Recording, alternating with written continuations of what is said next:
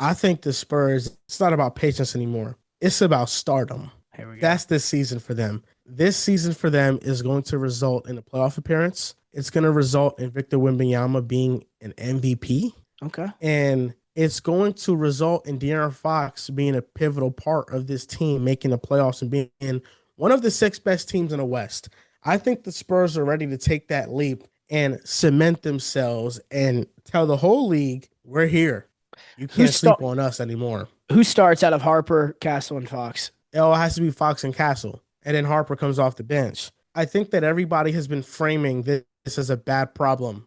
This is a very good problem to have. And I think that there are two types of identities you can choose to go down in the NBA. You can choose the identity of wings and defenders, which ironically enough, I think the Spurs actually have as well. Or you can choose the identity of guard play. There has been seasons before where I have seen three guards play, one take that back seat coming off the bench, and they have been fine. OKC, when they got Chris Paul and Shea started. And then Dennis Schroeder came in the game as a backup. And at times they run that three-headed dragon at guard. I think it is a great problem to have that you have three capable on-ball creators that can create advantages in the half court. I think that is great to have. And I don't think I would be rushing to move any of them or rushing to move Fox because he's the odd man out, right? Yeah, Fox.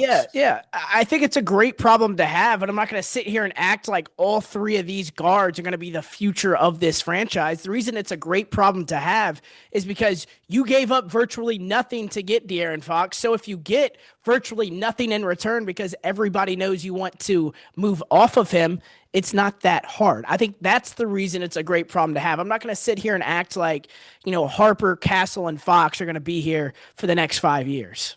I just have a hard time believing that the Spurs look at an all-star level player and say, yeah, we don't want him to be on this team.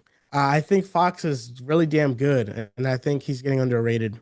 Do they extend him? That's the toughest question because I don't know if he's worth the max extension per se.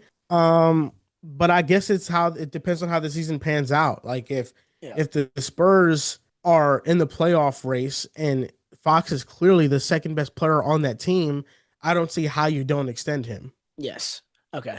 I agree with that. It feels like they have been the spearhead among like teams waiting for Giannis, and it just may not happen. Who knows why Giannis literally breaking news on Twitch, but it feels like Giannis is at least starting the season with the Milwaukee Bucks, and we'll see what happens in February. But I think the reason they would extend him is maybe to match salary in a future trade. I couldn't imagine that they would want to pay him all this money and then have to worry about who's starting out of Dylan Harper and Stephon Castle for years to come. But yeah, I agree with everything else you said. I mean, it's just all depends on who's better.